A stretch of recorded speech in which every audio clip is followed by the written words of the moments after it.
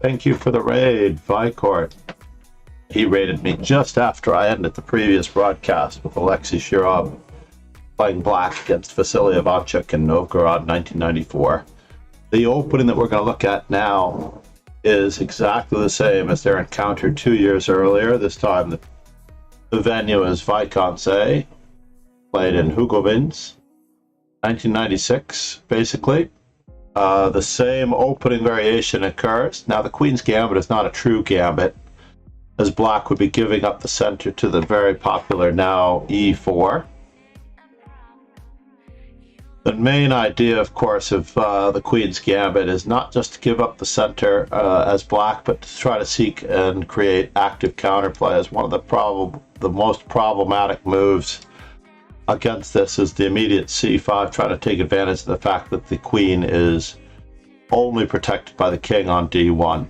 And white should, of course, press for a space advantage with d5 if they want to assume a small edge.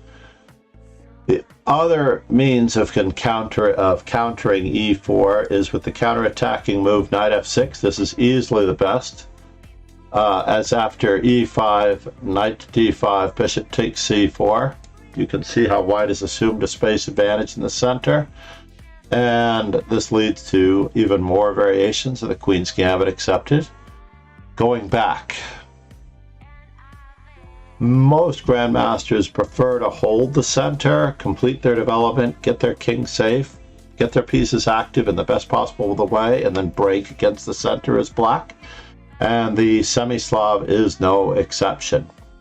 This is the Slav defense. It is not the Slav defense proper just yet, but the Slav defense gives us the illusion of being able to develop our light squared bishop as black more freely than if we had held the center with the move e6, the more orthodox Queen's Gambit decline, which is met today by knight c3, knight f6, and c takes d5, where white is playing for two results, a win or a draw.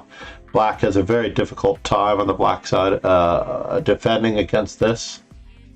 So therefore, it is common that white tries to avoid the main pressure of this particular move, as was, I think, played against me earlier today. Instead of knight f6, black attempts to play bishop e7. But the same continuation with bishop f4 featuring e3, bishop d3, queen to c2 still ensures white a very pleasant game. And the same small plus that one might see in many of the other variations. Let's go back to the move c6. Now, we already discussed in the previous game Vasily Ivanchuk's affinity for playing the move knight c3, allowing Ivanchuk the counterattacking move e5, known as the winnower counter gambit. Again, black fights for space and then retrieves his pawn with queen a5, queen takes e5, check. I prefer not to reach this particular position in general, avoiding much of that theory by playing the more orthodox knight f3, knight c6, and then knight c3, reaching our mainline game position. Vasily, however, showing no fear with knight c3, transposes back into the main line with knight f3, and it is an illusion, a common beginner's mistake, to play the move bishop f5 here, as the weakness of b7 proves a little bit tricky to defend after c takes d5, e takes d5, queen to b3. One can already see that queen to d7 will run into knight e5. And black's best move here, spoiler alert for those of you, is to return the bishop to c8 and ironically try to fix our problems with the light square bishop again later. In case you were wondering, we had to puncture a hole in it because we couldn't get it open. Thank you, Boo Boo.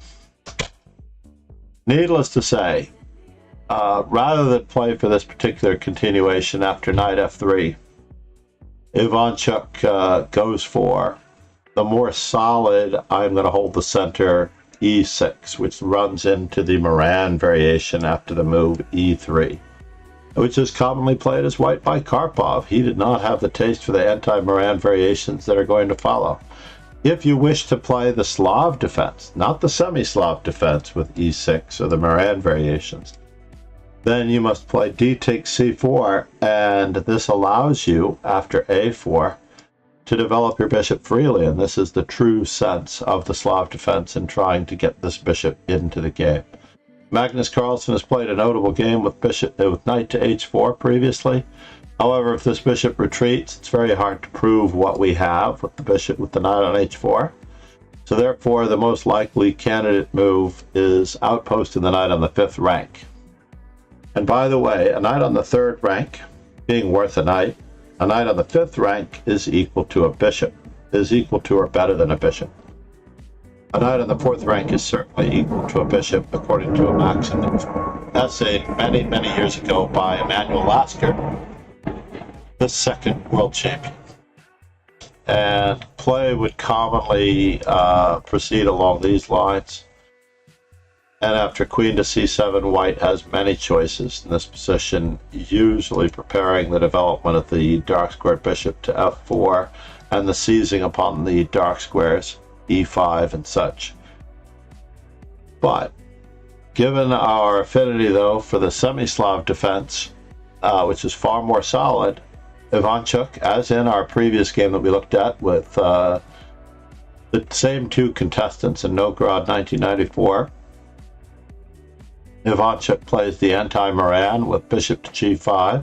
This takes a tremendous amount of care, as after d takes c4, and personally I have just gone for state equality with a4 here, allowing bishop to b4 and only now taking over the center with e4. There's no real great shakes here for white. It's just as good for black as it might be for white. And in fact, after the move queen a5, we may be relegated to try to batten down the hatches on the queen side of the move. Bishop to d2 guarding the e4 pawn. This is just another continuation, as after the move d takes c4, rather than trying to prevent the pawns from protecting on c4, black usually has to deal with white grabbing the center immediately. In this Botvinnik variation, black hangs onto the pawn, white pressures the pin on the knight, and of course this knight can be defended with the counterattack h6. And after bishop h4, g5, we run into the main line Botvinnik variation where we sacrifice a knight. In the previous encounter, we looked at knight to d7 and the desperado of the knight to f7, queen takes h4, knight takes h8, bishop to b4, with the help of this knight on d5 going after the knight on c3. So knight to d5 runs into knight takes f7, pretty well-known continuation. Also very double-edged, but usually in white's favor, as white does have a rook in the bag. And for humans to play that continuation, it's very tricky. In this particular game, though, black plays ace takes g5, bishop takes g5, and after knight on b to d7, white continues with e takes f6. Black seeks extremely quick and active counterplay. After all, knight takes f6 might have run into queen to f3 with a double attack on c6 and the bin knight on f6. Therefore, Ivanchuk does have to develop his pieces and secure his kingside quickly, so that after g3, c5 we've already noted is not a great discovery on the rook because white can lock up the center with d5. And normally only after queen to b6 is white capture on f6, as discussed before. But in this particular case, white continues their development with bishop to g2, castles for black, castles for white, and now b4. We already mentioned Kramnik's passive rook sacrifice, with rook to b1 being the modern trend, slowly catching up. And on rook to b1, queen to a6 is the simplest response, honestly. How much we gain from that is left to be understood, as Ivanchuk in this game, more than 20 years ago, almost 26 years ago in 1996, plays the move knight to a4, and in this particular encounter, as opposed to the previous one, Shirov plays queen to b5 rather than queen to a6, as was played in the previous encounter. a3 to open up the lines, and Shirov immediately goes into this. Now, how much of this was home preparation? Perhaps all of it, as Ivanchuk plays quickly toward a takes b4, c takes b4, and then reroutes his bishop toward the queen side, tagging the a7 pawn. Now, you might wonder, why doesn't black capture on f6? And the main problem in this particular position is that queen to d4 is going to put unbearable pressure on both this knight and the a7 pawn, and with this knight coming into b6 afterwards, bishop to f4 could cause even more problems. Remember, the rook is also coming in. So therefore, it's perhaps best that we don't capture on f6 with the knight as black and continue our development elsewhere. The best move for black in this particular position, according to our Silicon friends, is bishop to d6, allowing bishop takes f7, and then we can push on with d4. Queen takes d4 and bishop takes g2. However, Ivanchuk has other things on his mind, as Shirov has to deal with this position perhaps in his early days of opening preparation, or at least preparing this line. Ivanchuk plays knight to c5, and how much could Ivanchuk have prepared here? As Vikort, yes, let's give Vikort another shout out. Gave you a little shout out at the start of the stream, as we noticed that we missed you, and we are doing some relatively serious training here. Thanks to my Amazon wish list, viewers have contributed to the dojo. I have an entire room filled with books. And I thank you for your raid earlier, Vikort. I followed immediately after. I tell you, all the best we can do is put our best foot forward in trying to improve as chess players.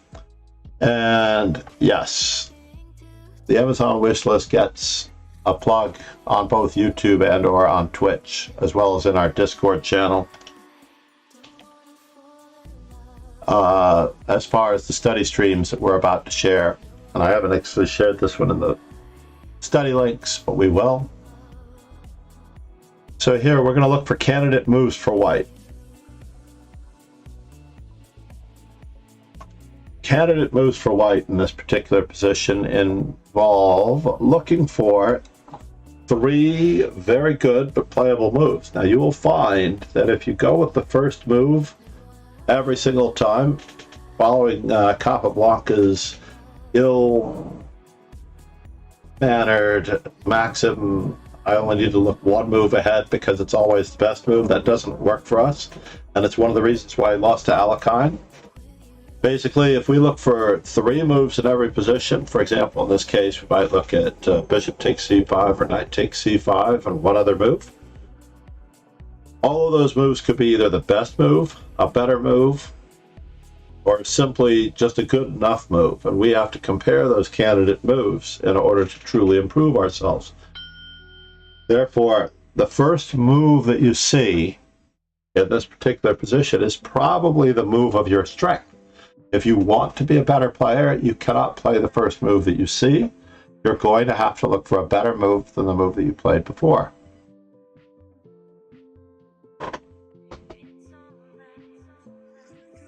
And in this particular case, both knight takes c5 and bishop takes c5 are better, in fact, than the move that Vasily Ivanchuk actually played. Vasily Ivanchuk had a novelty in mind. Remember, these are the days before computers, and it's mano a mano, he versus Shirov.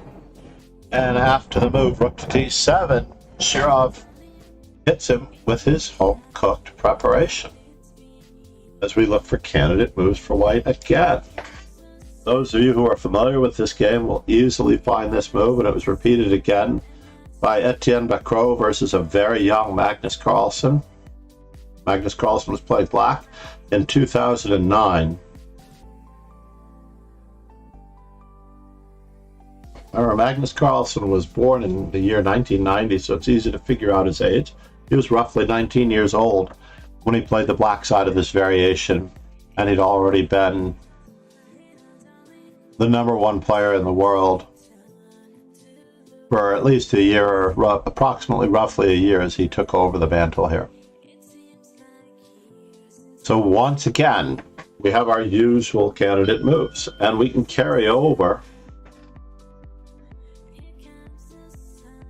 Oh, that's terrible. I'm sorry to hear that, Quadraspassky.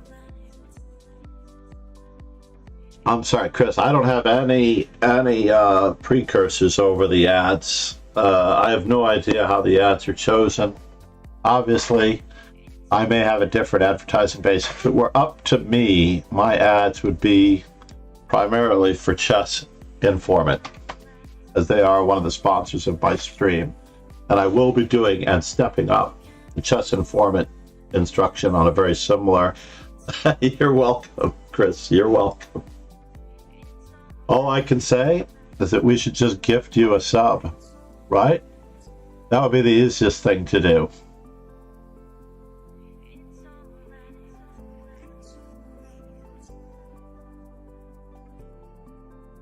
That way we can keep your annoying presence around permanently. What do you think? So we are looking for candidate moves for white in this particular position. I'll throw the 45-second move clock on, as I haven't gotten any at the moment.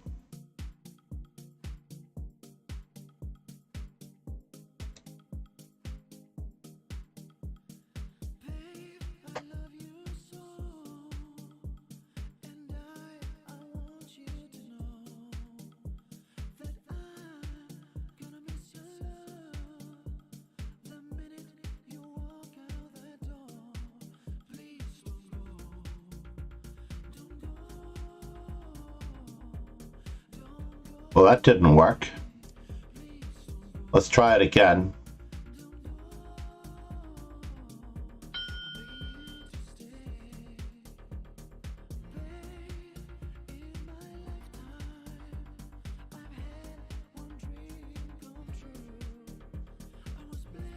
I wonder if it was because of the way I was trying to give the sub.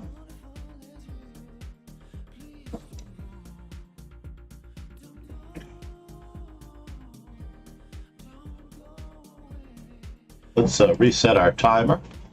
Now the move in this particular position, well, that turned out to be a wash.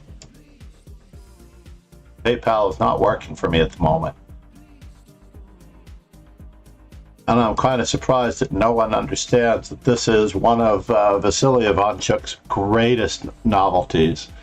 Queen to G7, just plowing forward, and the shock value, of course, really asserts to Alexei Shirov that he is the second best player at this chessboard at this moment. When you play a move like this against a top 10 player, you have to say, whoa, right? And you're reeling. It doesn't matter that the position might be equal, slightly better this way or slightly better that way. It really doesn't matter. When you hammer an opponent with a move like this, this is a move known around the world. In fact, I have used this game before, and I've accidentally shown the Novgorod 1994 game before as well as the precursor to this lesson game. And I'm sure Shirov is saying to himself, you cannot sacrifice your queen against me, buddy. I don't know what you think you're doing, but I am Alexei Shirov. However, after decoying the bishop and capturing on c5, black has a very serious choice on his hands. Right? You got to take the queen. You got to see what's going on. This is the first of two queen sacrifices that we're going to look at that Shirov has played that were absolutely stunning. As at the moment, if we do a little quick count of the material in this situation, white has 3 minor pieces and 2 rooks versus 2 rooks, a bishop, and a queen. So right now at the moment we have 2 minor pieces for the queen and a passed pawn on g7, which can easily and quickly be eliminated. So Shirov reacts the best way he can. There are many moves here. Rook to c7 may well be the best of several moves just to challenge it. And after knight takes b7, rook takes b7, the position is completely equal. We can't recapture with the queen or the king because we'll be losing the a7 pawn. And Shirov tries for a counterplay in the center. After all, one of the main advantages for black is the pawn center, the mobile pawns. Chess Noah, good morning and welcome. Give Chess Noah a shout out as we're continuing our instructional stream. I am FIDE trainer and National Master John MacArthur. I've been doing this for a very long time. Pretty soon I will have been teaching longer than I've been alive, since I'm only 39 years old. Namaste, Chess Noah. Please feel free to join the Discord and any or all of the other socials, including subscribing to YouTube if you wish to watch these videos and quiz yourself on them. So in this particular position, after the move d4, we have quite a number of choices for white in this position. Again, we are going to go with candidate moves for white. And we're going to only give ourselves 45 seconds, and I don't want you to look for the best move. In fact, you should not necessarily rely on finding the best move amongst your candidate moves so overtly, but only as a last resort, since we're looking for 3 very good moves that we would play. Usually the first move that we would find is the move that we would play and would be the same strength as ourselves. But if you want to be a better player, you have to look for 2 additional moves, hopefully one of which will be a better move than the one we would normally play, and perhaps even the best move that should fit the needs of the position. So here, after this particular position, we have a couple of captures that we could be making on either b7 or a capture on d7. So all of those moves should be considered among your candidate moves. It is a good time for you to pause whenever I throw up the timer if you wish to have more time to try to review this game at a later date. So as it turns out, the strength of this knight on c5 appeals to Vasily Ivanchuk greatly. So therefore he captures on b7 with check. He's not merely going to give up his knight for a rook and then try to play knight f6 or other moves in order to promote the pawn. But instead, after bishop takes b7, thank you for following, some 2367. Rook takes b7 is somewhat forced. Knight takes b7, and black finds easily the best move to batten down the hatches on the dark squares, given the fact that he wants to keep his mobile central pawn. Meatbuster 69, good morning and thank you. Actually, it's not morning anymore, even here in New York City, unless you're in Western United States. But he battens down the hatches. Shirov is holding fast to this, so you can't believe that he's down a queen, and this queen sacrifice on g7, one of the most amazing chess sacrifices ever played. And it was played by a relatively young Ivanchuk in 1996 here. This is the second counter we're analyzing from the book. And it is from the introduction to the book, Ivanchuk Move by Move. Pegasus, good morning. Yes, it is thanks to Pegasus that we are analyzing this game, as he took advantage of our Amazon wish list and contributed this book to the dojo. Although I have studied this book before, I couldn't believe that it wasn't in my library until I realized that I had left it in my wish list. So what are we going to do now, you might wonder? There are still several moves that we can play in this particular position. So once again, I ask you to consider the possibilities for white. We can decoy the queen with a knight move. We can relocate our bishop.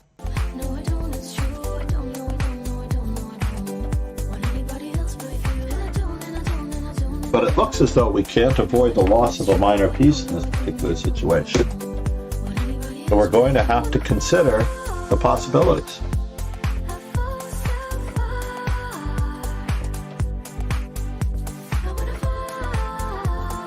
considering the various possibilities very, very carefully. Bishop takes d4 is somewhat forced, as the most forceful move, but other moves are perfectly equal and fine. Bishop f4 and knight to d6 check, but they don't lead to the small advantage that bishop takes d4 lead to. So yeah, bishop takes d4, and now black has the same choices to contend with, capturing on b7 or capturing on d4. This is the only move that avoids the complete disaster. And now, once again, we're going to look for candidate moves for white. By doing this constant exercise for yourself when you review games, study games, or even watch grandmasters play. For instance, earlier, Peter's Fiddler was playing. We rated Peter's Fiddler earlier. And as he was playing his moves, I was able to guess his candidate moves. Among my 3 candidate moves, I was able to guess his move rather frequently, which is always well and good, because that's all you can do, is compare your moves to the players of the players of high status.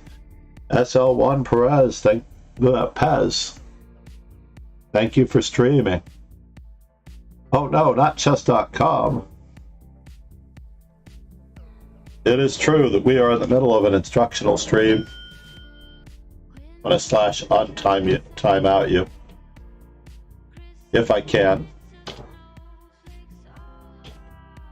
Rook on f to d1, as suggested by Pegasus, is a counter-attacking move.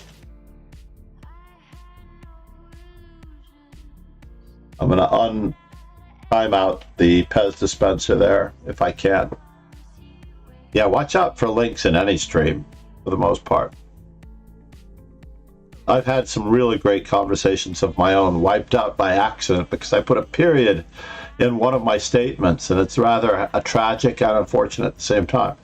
But yes, the move that was played by Ivanchuk was rook on f to d1, but other moves also led to an advantage. Knight to a5, according to our famous engine threatening knight takes c4, is equally as good. Remember, white only has a rook for a knight, so these pieces have to be active. And the remaining move, rook on a to d1, is certainly to be considered as well, because we're still going to be getting the move knight to d6 check in, regardless of which rook is moved. He did choose rook on f to d1. Stop our timer here because I forgot. And Shirov is somewhat forced into the capture of 2 pawns, or to return the queen for a rook and capture on b7 with his king. Also an option. All 3 of these moves are not far from each other in assessments. And as it turns out, Shirov goes for the far more aggressive move, which turns out to be a rather poor choice. Queen takes b2 in order to get boogieing with this pawn. Shirov should have played queen takes g7. And yes, this would allow further captures, including rook takes a7, and after king to a8, rook on a to d1. Note that the queen taking on b2 might run into further trouble with rook a8, since there's no way of guarding that rook. But we will probably secure our knight first and threaten checkmate in 2 moves. After queen takes b2, rook to b7 check and rook a8 mate. Therefore, Shirov, instead of playing this for this continuation, chose the immediately aggressive move, queen takes b2. And we already know what's going on in this particular position. Our knight is hanging, the pawn is hanging, and we could seek counterplay against either of these pawns. Candidate moves for white.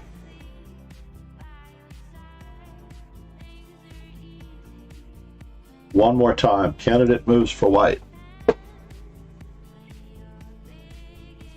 I am trying to keep each of these streams to roughly half an hour each, because you will find these on YouTube as well. in a collection of study games. You can test yourself against the masters. As well, I encourage you to subscribe to the YouTube channel so that we can make it all worthwhile. Hopefully someday YouTube will help pay for the stream. Thank you, Ron. Ron throws in, of course, knight to d6 check. I can see that he's not in the study at the moment. I will be sharing this study in the Discord channel, if you're not already a member of the Discord channel. So the candidate moves of rook takes a7, followed by rook on a to d1, and rook on a to b1, seeking counterplay against the b pawn, all of which involve moving our knight away with check and picking up even more material, are perfectly acceptable. However, the only move that leads to a clear advantage for white is knight to d6 check, which was played by Ivanchuk. And of course, black has to find his way out. The only move that he could ideally use to batten down the hatches on the A file was king to b8. Nope, not Discord, but candidate moves for white.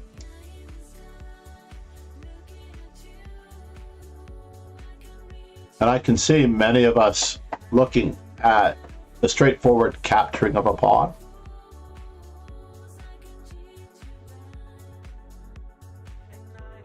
Perhaps even a rook lift, or perhaps further counterplay involving the rooks. And again, you're looking for three moves. The first move you see will probably be the move of your strength. If you want to improve as a player, you must look for several moves. Train yourself every single time to look for several moves in every position. And not only will you find the good move, but you may even find a better move. And ideally, your move selection will include the best move that was played in the position, or the best move that was suggested by the engine. And you have to do all of this exercise, all of this work, without the engine. You must do it for yourself in order to become stronger for yourself. Do not have the engine on when you are analyzing a game. You can keep track on paper with pad and pencil.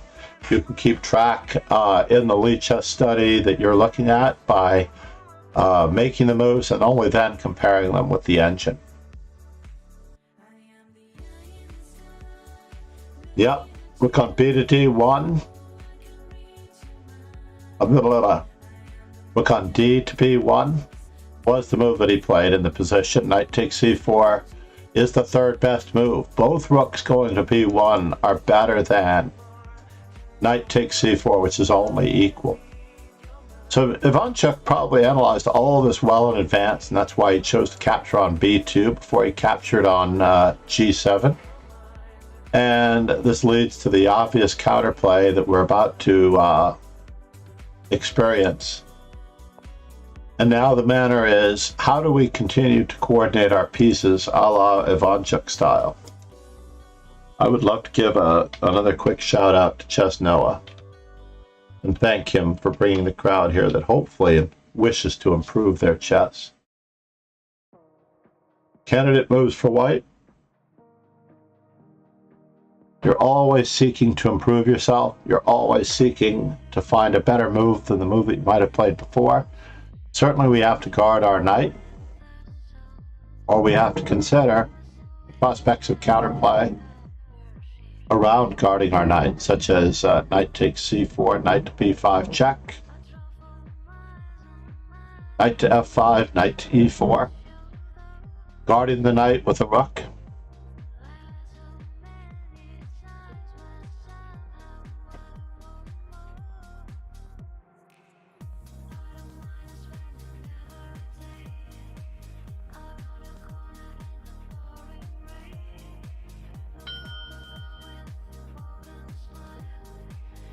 And of course, rook a6. If you were to play this game as miniature golf, by the way, you can play this game as miniature golf and you can score yourself appropriately. Obviously, if it's the first move that you write down, you could give yourself a hole in one.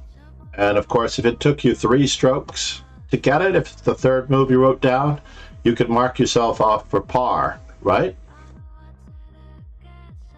Par would be getting a normal miniature golf hole in 3 strokes, and you did it in 3 strokes. If for whatever reason you felt the need to write down 5 moves in a position because you just don't feel you have it nailed down, the maximum score, I believe, is 6. So if you don't get it in 5, you automatically get a 6. But in general, you hope for that bogey. And in this particular case, despite the danger to the back rank and the possibility of counterplay, black pieces are spectators, right, on the G file. And as it turns out, what are we going to do? As black, well, he brings the only defender over that he might. The rook on G8 that was really his worst placed piece as far as not contributing to the defense. The queen is a terrible defender against these minor pieces. Rook takes. C4 check is pretty obvious. However, interestingly enough, Ivanchuk notices that the king is somewhat forced to capture the knight, and the rook on b8 will be hanging. And now we have almost ensured material parity as we have 2 rooks for the queen. Unfortunately, Shirov has to find the best possible move for his queen, and it's not easy to find that move. He has a choice between queen to c3, queen to g4, or queen to h7. And the move he chose was not queen to c3. He chose queen to g4.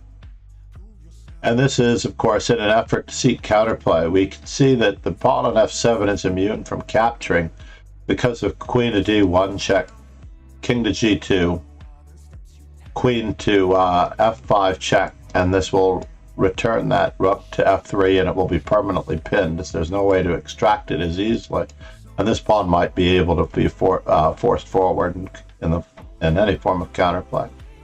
Now, it's not as permanently pinned as the other rook can try to support it so that the king might move,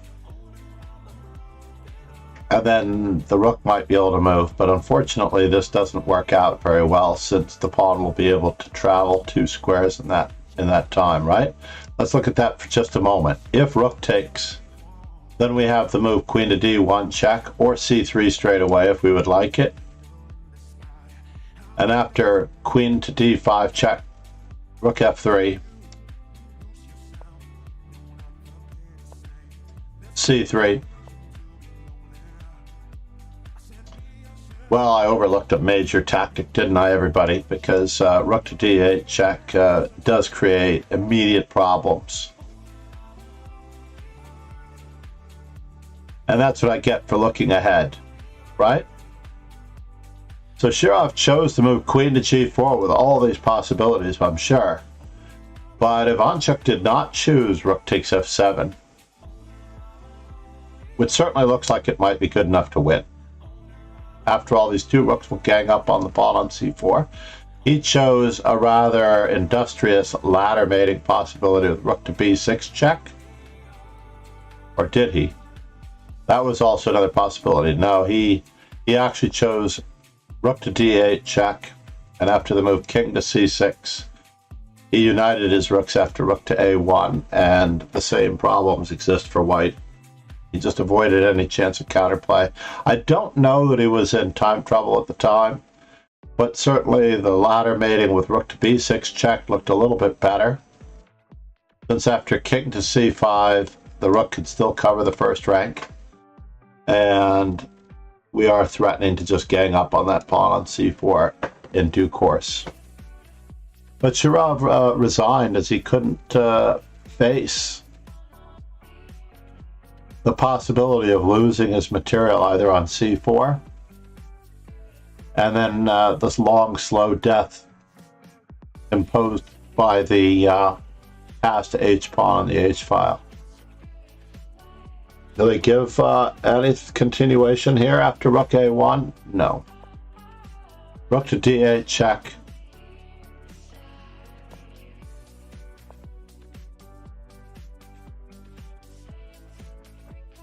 Rook to a1 was good enough for Shirov, as he knew he wasn't going to be able to promote his pawn, and the slow incursion on this file. And of course, impending time pressure would be the end of him. Thank you everyone for being here. Again, this will be available, and I do make announcements on my socials, especially Twitter, when I'm going to be streaming next. I may do one more game from this book, and I'm hoping that it will be one of my favorite queen sacrifices. Namaste, Pegasus. Ron in the house. Ron Hay, ladies and gentlemen. Let's roll the ending credits as we choose where to place you.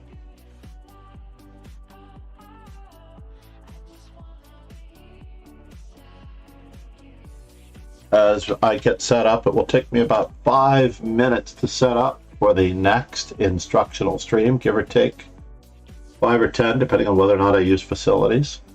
But thank you, Pegasus, and for the new followers, SL1 Pez, Meatbuster 69, SMM 2367, and thank you for the raid to Chess Noah. If you're not already followed him.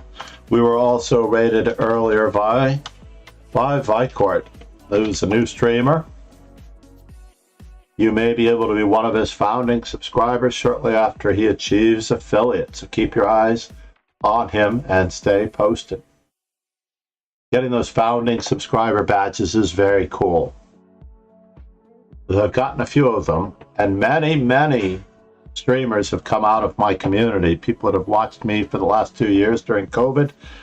During COVID, I wasn't able to teach in person, so what better way than to expand it for the general population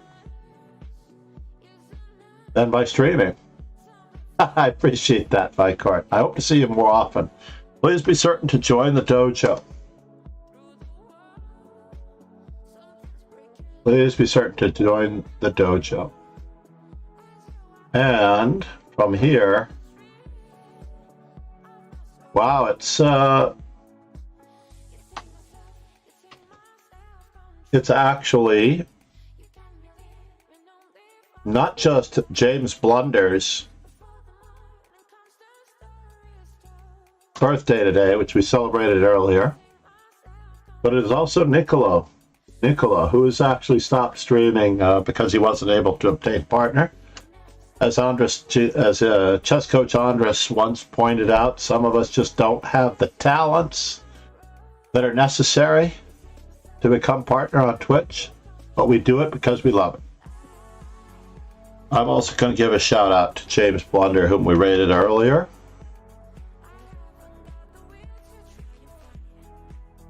As it's his birthday today, and also to the legends of our stream who have rated us: Fiancetta, Chess Bay, Peter's Fiddler, Paul Borta, and I will be back, LOL Dezo.